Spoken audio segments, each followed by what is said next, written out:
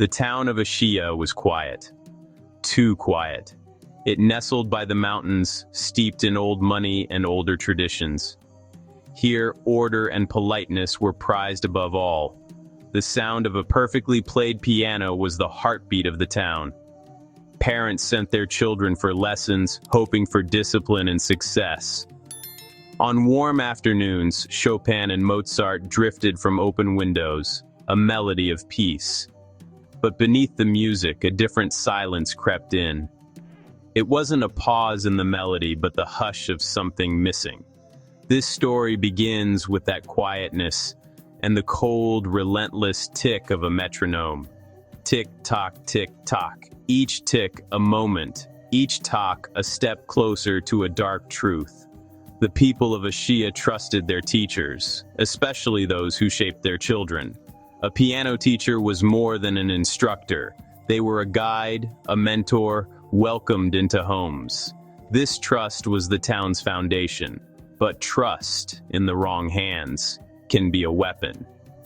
The stage was set. The players in place. The audience, Ashiya itself, unaware. The main performer was ready to begin her masterpiece, a composition of ambition, jealousy, and murder. The first notes were soft, a disappearance here, a rumor there. No one connected the dots. The silence grew, soon to be deafening. The metronome's beat continued, steady and cold. Tick, tock. In Ashiya, reputation was everything, but darkness hid behind the music.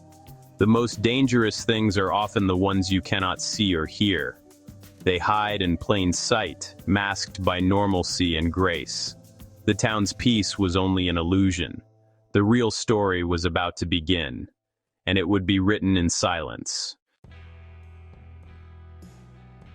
Her name was Chiyoko Tanaka, the town's most respected piano teacher. Her studio was immaculate, her manner elegant, her discipline legendary. Parents admired her. Students excelled under her strict guidance. She was the gold standard. Her students won competitions. Her waiting list grew. But when the last student left, her smile faded. Alone, she sat in silence, driven by a fierce ambition. Chiyoko didn't just want to be the best, she wanted to be the only one. Rivals were obstacles, flaws in her perfect world, and flaws had to be removed. Her discipline gave her an edge. She observed, she learned, she planned. She knew her rivals' schedules, their habits, their weaknesses. Like mastering a difficult piece, she memorized every detail of their lives. Parents praised her patience and dedication, never seeing the cold calculation behind her smile. They didn't notice the envy in her eyes when another teacher was praised. Chiyoko built a fortress of respectability around herself, a perfect disguise. Who would suspect the woman who brought such beauty into the world of hiding such darkness? Her perfection was her mask. She was always watching, always waiting. Every move was rehearsed, every word chosen. She was an artist of music and of deception. The town saw only her polished surface. No one imagined the monster beneath. Chiyoko Tanaka was ready to play her most dangerous piece, and no one would hear the warning notes. In Ashiya, her silence was her greatest weapon. The performance had begun, and the audience was blind. The first to fall was Mr. Sato, a gentle teacher found dead in his home. The cause, a faulty gas heater. Carbon monoxide poisoning, they said. The town mourned. Chiyoko sent flowers, comforted the widow. Soon, Sato's students joined her studio. No one suspected a thing. Months later, Mrs. Watanabe, a young, innovative teacher, was found in her car, engine running. Another accident. Another case of carbon monoxide. The community whispered about the strange coincidence. Chiyoko attended the memorial. Her waiting list grew. Then Kenji Ito, a rising star, died in his studio, victim of a generator during a blackout. 3 teachers, 3 accidents, all the same. Fear crept into the music community, but the pattern was too subtle. Each death was explained away. A faulty heater, a careless nap, a poorly ventilated room. Chiyoko's name was never mentioned. She was simply the beneficiary of misfortune. Her studio overflowed with students. She hired an assistant. She was now the most successful teacher in the region. She had achieved her goal, alone at the top. The town saw only tragedy, not the hand behind it. The silence deepened. The accidents continued to look like fate, but fate had a conductor, and her name was Chiyoko Tanaka. The melody of Ashio was changing, and no one could hear the discord. The deaths were a chorus, unfortunate, but not unplanned. The town's trust blinded them. Chiyoko's masterpiece was nearly complete. Only the silence remained, and it was growing louder. The perfect crime played out in plain sight, and no one noticed the missing notes.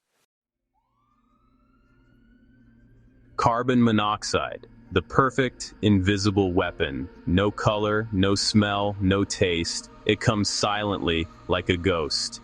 Victims feel tired, dizzy, lie down, and never wake up. It mimics a tragic accident, a natural death. For a careful planner, it's the ideal tool. Chiyoko's method was a masterpiece of timing and access. She knew Sato's heater was old. One subtle adjustment, and it became deadly. Watanabe napped in her car. One visit to the garage, a rag in the exhaust, and it looked like carelessness. For Ito, a faulty extension cord for his generator was all it took. Chiyoko moved unseen, her alibis airtight. She hosted dinner parties, kept receipts, created a paper trail of innocence. Her precision was everything. Never rushed, never improvised. Each murder was a performance, rehearsed to perfection. She understood the science, the mechanics, the timing. She left no fingerprints, no witnesses, only silence. Her intelligence and discipline made her a perfect killer. The town saw only accidents, but Chiyoko saw a score. Each death a note in her symphony.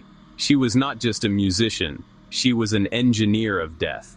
The silence she left behind was her signature. And no one suspected the artist behind the tragedy. The invisible killer's score was nearly finished. Only one movement remained. The police saw only accidents, until Inspector Kudo looked closer. He disliked coincidences. 3 piano teachers, 3 carbon monoxide deaths, 1 small town. It was too perfect, too neat. Kudo reopened the files, searching for connections. All victims were direct rivals, each a threat to Chiyoko Tanaka. He interviewed families, learned of lost students, new courses, and professional jealousy. Each death benefited Chiyoko. Her business grew with every tragedy. She was the common link, but her alibis were flawless. Kudo noticed her alibis were almost too perfect, like a performance. He began to think like the killer patient, smart, calculated. The deaths were not crimes of passion, but of ambition. Kudo felt a chill. He was hunting a monster behind a mask of civility. He studied Chiyoko's photo, her serene smile mocking him. He knew she was guilty. Now, he had to prove it. The quiet investigation was building to a crescendo. The town remained oblivious, but Kudo pressed on. He looked for cracks in her perfection. He searched for the one mistake she might have made. The music of Ashia was about to change. The silence would soon be broken. Kudo was determined to find the truth. The final movement was beginning, and the tempo was rising. The mask of respectability was slipping. The detective's pursuit was relentless. The endgame was near, justice was coming, and the silence would not last. Inspector Kudo needed proof, not just suspicion. He scrutinized Chiyoko's schedule, finding tiny gaps, canceled lessons, long breaks. These matched the times when the accidents could have been set up. Her alibis covered the time of death, not the time of preparation. The breakthrough came from a convenience store camera near Ito's studio. Police had checked footage from the night of his death. Nothing. Kudo went back further, watching days of video. There she was, Chiyoko, disguised, walking past the studio 2 days before Ito's death. It wasn't enough, but it was a start. Chiyoko was brought in for questioning, calm, composed, alibis ready. Kudo pressed her on the schedule gaps, the canceled lesson. For the first time, she faltered, a flicker of panic in her eyes. The perfect planner had made a mistake.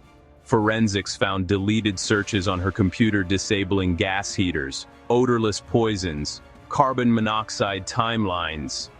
Detailed notes on her rivals' schedules completed the picture. The entire plan was there, a digital score for her symphony of death.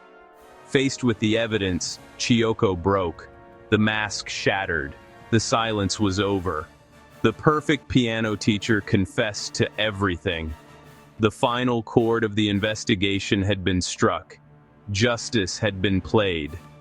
The town's silence was broken at last. The truth echoed through Ashia, and the music would never sound the same. In music, silence is a tool, a rest that gives power to the notes. But the silence Chiyoko created was an ending, not a pause. She erased the music of others, leaving only a void. Her crimes mirrored her art discipline, precision, perfect timing. She saw her victims as wrong notes, her murders as editing the score. Now Ashia is quiet again, but the silence is heavier. The studio is empty, the piano gone, the memory lingering like a dissonant chord. Trust has been shaken. Parents look at teachers with new caution. The story became a legend, a warning against unchecked ambition. The most dangerous threats are not loud but silent, hiding behind respectability. We must listen not just to the music, but to the silences in between. Sometimes the most terrifying truths are found in what has disappeared. Be careful. The world is full of quiet rooms. And sometimes, silence is the loudest warning of all. The melody of Ashia will never be the same. The lesson lingers. Perfection can hide darkness. The final note is silence. And in that silence, the truth endures. Listen closely. The story is over, but the silence remains.